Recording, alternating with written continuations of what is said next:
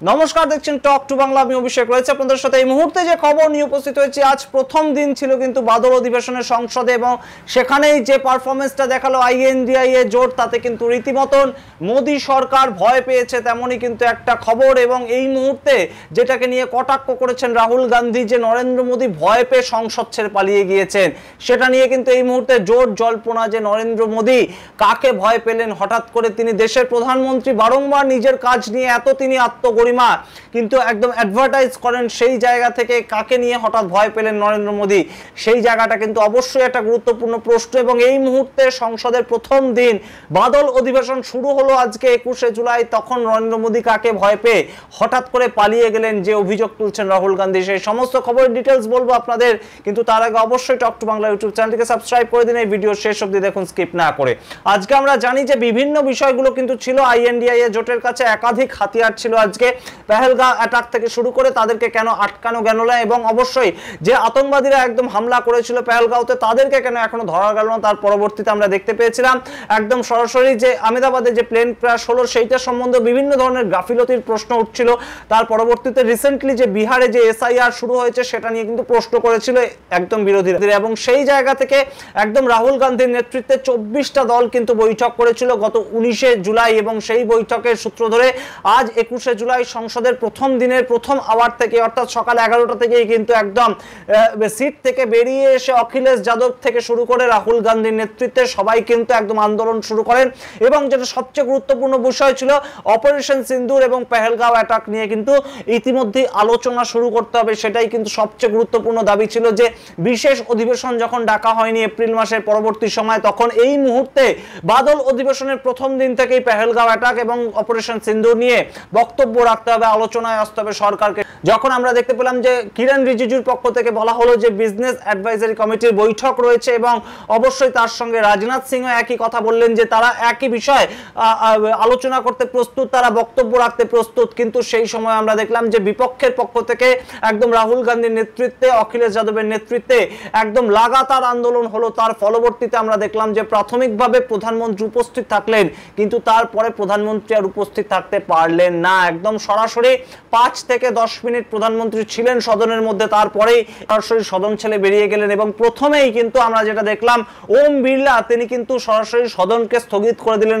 সকাল 12টা পর্যন্ত। এবং তারপর আবার যখন সদন শুরু হলো, তখন যে ছবিটা দেখা গেল যে আবারও কিন্তু একদম বিপক্ষরা যেভাবে ঝাঁপিয়ে পড়লো, এনডিএ সরকারকে কোনো কথাই বলতে দিল না। সেই সময় আমরা দেখলাম যে ওম বিড়লার পরবর্তী যিনি স্পিকার হিসেবে দায়িত্ব গ্রহণ করে এলেন, তিনিও কিন্তু একদম সরাসরি প্রতিরক্ষা মন্ত্রীকে বলতে দিলেন, কিরণ রিজিজুকে বলতে দিলেন, কিন্তু বলতে দিলেন না রাহুল গান্ধীকে। অর্থাৎ রাহুল গান্ধীকে মাইক অন করতে দিলেন না, রাহুল গান্ধীর দিকে ক্যামেরা ঘোরালো হলো না। সেটা নিয়ে রাহুল গান্ধী বাইরে এসে একদম সরাসরি বললেন যে প্রধানমন্ত্রী পালিয়ে গিয়েছে আইএনডিআইএ জোটকে ভয় পেয়ে।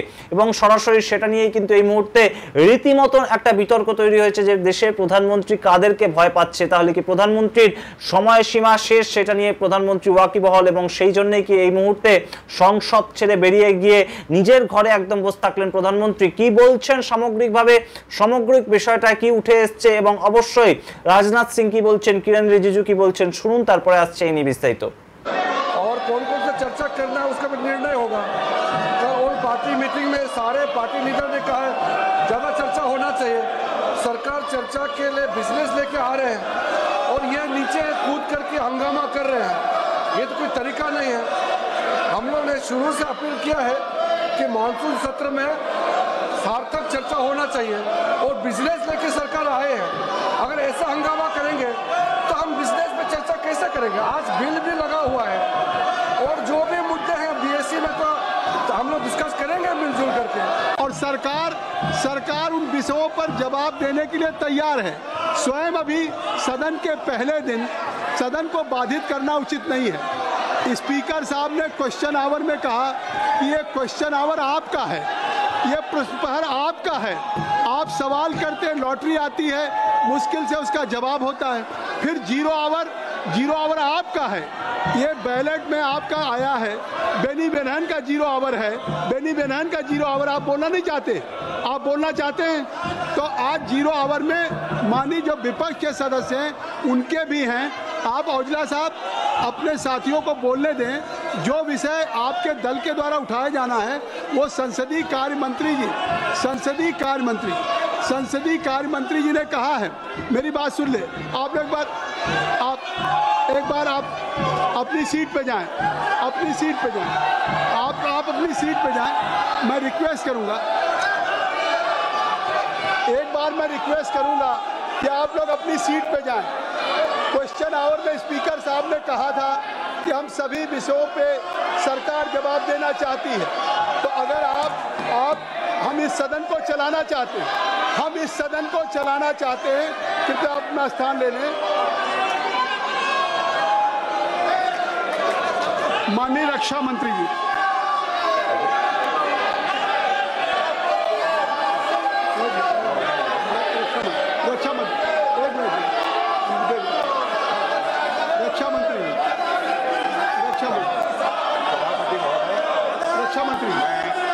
nothing will go on record except only the सदन के सभी सम्मानित सदस्यों को मैं आश्वस्त करना चाहता हूँ, जिस रक्षा से संबंधित जिस विषय पर वो चर्चा चाहते हैं, जितनी भी बड़ी चर्चा चाहते हैं, जितने घंटे की भी चर्चा चाहते हैं, जैसा भी आपके द्वारा अथवा स्पीकर महोदय के द्वारा तय किया जाएगा, उसके तहत हम चर्चा करने के लिए पूरी तरह से तैयार हैं।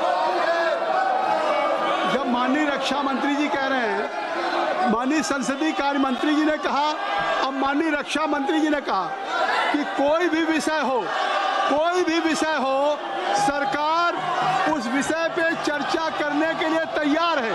सरकार आपके द्वारा उठाए गए विषयों पर जवाब देने के लिए तैयार है। औजला जी आपके द्वारा जो भी आखिर कोई विषय आप बिजनेस एडवाइजरी कमेटी में लाएंगे, मैं आपसे अपील करूंगा, लीडर ऑफ अपोजिशन से अपील करूंगा, राहुल गांधी से अपील करूंगा कि आप कृपया, जब 0 आवर है और आज बिजनेस एडवाइजरी कमेटी की बैठक है, जो विषय भी आप चाहते हैं वो बिजनेस एडवाइजरी कमेटी में रखा जाएगा और आप सबकी राय से उसको শুনলেন যে একদম সরাসরি যখন দ্বিতীয় পক্ষে 12টার পর যখন আবার সংসদ শুরু হলো, তখন কিন্তু রাজনাথ সিংকে বলতে দেওয়া হলো, কিরণ রিজিজুকে বলতে দেওয়া হলো, কিন্তু বলতে দেওয়া হলো না বিপক্ষীয় একদম নেতা রাহুল গান্ধীকে, অর্থাৎ এলওপি, তিনি কিন্তু বিপক্ষ দলের লিডার অফ অপোজিশন, এবং তাকে বলতে না দেওয়া সেটা কিন্তু রীতিমতন একটা পার্লামেন্টের যে কার্যক্রম সেটার বিরোধিতা হয়েছে বলেই মনে করছেন রাহুল গান্ধী। তিনি মনে করছেন যদি রাজনাথ সিং এর বলার ক্ষমতা থাকে, যদি কিরণ রিজিজুর বলার ক্ষমতা থাকে, তাহলে তারও বলার ক্ষমতা আছে, তার কারণ তিনি বিপক্ষ দলের নেতা এবং অবশ্যই 24টা দলের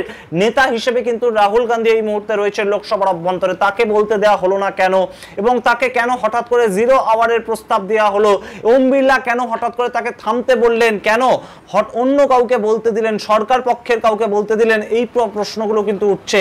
কাকে ভয় পেহেলগাম অ্যাটাক নিয়ে কথা বলতে, কাকে ভয় অপারেশন সিন্দুর নিয়ে কথা বলতে, যেখানে একদম সরাসরি প্রধানমন্ত্রী নরেন্দ্র মোদী বলেছেন তার শরীরে রক্ত দৌড়ায় না বরঞ্চ গরম সিঁদুর দৌড়ায়। সেই সমস্ত কথা যখন বিভিন্ন রাজ্যে গিয়ে তিনি ভোটের আগে বলছেন, তাহলে সংসদের অভ্যন্তরে সেই প্রশ্নগুলোকে ফেস করতে কেন ভয়, এই প্রশ্ন কিন্তু তুলছে বিপক্ষীয় দলের নেতারা, এবং অবশ্যই কংগ্রেসের পক্ষ থেকে এই প্রশ্ন তোলা হচ্ছে। আমরা सवाल ये है कि जो हाउस में डिफेंस मिनिस्टर को बोलने देते हैं, उनके लोगों को बोलने देते हैं, मगर अगर विपक्ष का कोई कुछ कहना चाहता है तो अलाउड नहीं है। मैं लीडर ऑफ अपोजिशन हूँ, मेरा हक है, तो मुझे तो कभी बोलने ही नहीं देते हैं। तो ये एक नया अप्रोच है। क्या सवाल चाहते हैं आप? क्या सवाल आप चाहते हैं सर, जो प्रधानमंत्री से? बट दौड़ के निकले हाउस से 1 सेकंड में, तो डिस्कशन, हाँ चर्चा तो होगी, अगर वो अलाउ करेंगे तो होगी, मगर इशू ये है कि कन्वेंशन कहता है कि अगर सरकार के लोग कुछ बोलें तो हमें भी स्पेस मिलनी चाहिए। हम 2 शब्द कहना चाहते थे, मगर विपक्ष को ये अलाउड नहीं है। Thank you.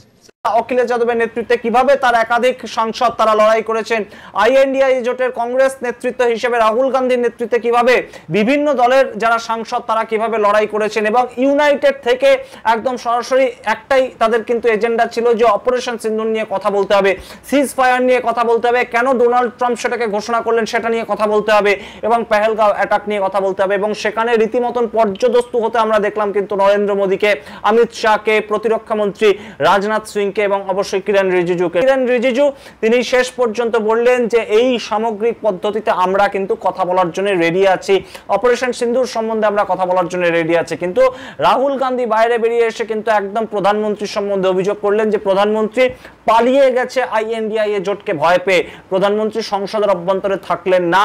সামগ্রিক অভিযোগটা করলেন রাহুল গান্ধী শাসক দলের উদ্দেশ্যে।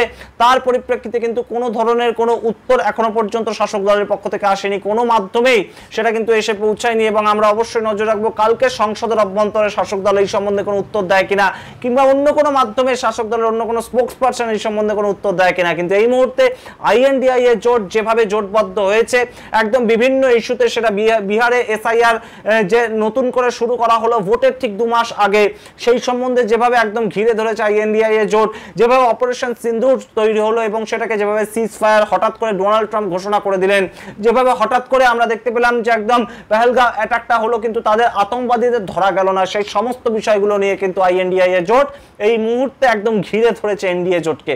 এবং সেই পরিপ্রেক্ষিতে এনডিএ জোটের এক একজন নেতা তারা কিন্তু রীতিমতন পালিয়ে বাঁচতে চাইছেন সংসদ থেকে, সেটাই কিন্তু ছবি ধরা পড়েছে, ইনক্লুডিং প্রধানমন্ত্রী নরেন্দ্র মোদী। সেই ছবিটা কিন্তু ধরা পড়েছে এবং সেই রকম অভিযোগও করছেন কিন্তু বিপক্ষীয় দলের নেতা রাহুল গান্ধী, অর্থাৎ লোকসভার বিরোধী দল নেতা রাহুল গান্ধীর তরফ থেকে এই মুহূর্তে যেভাবে জোটবদ্ধ হয়ে আইএনডিআইএ জোট এগিয়ে চলছে, সেটার পরবর্তী ভবিষ্যৎ কি আমরা অবশ্যই খোঁজার চেষ্টা করব, দেখব পরবর্তী দিনে কাল থেকে কি হচ্ছে সংসদের অভ্যন্তরে, এবং অবশ্যই জানাবো আপনাদেরকে রাজ্যসভার অভ্যন্তরেও কি ঘটনা ঘটছে সামগ্রিক বিষয়।